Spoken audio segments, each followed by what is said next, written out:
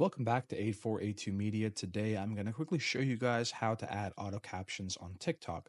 So let's press the plus button all the way to the bottom. We're going to record something. So let's record this. Hi, my name is Tony Baloney. I like rigatoni. Press. And now what we can do is press the check mark on the bottom right. And now to add captions, we press on the arrow on the right hand side, open up all the preferences, and we can click on captions.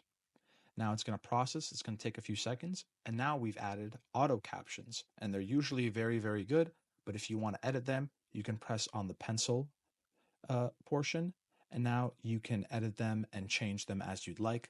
Click save again, and now you've added the auto captions. Click next, and now it's ready for posting. Add a bio, add some hashtags, and you're good.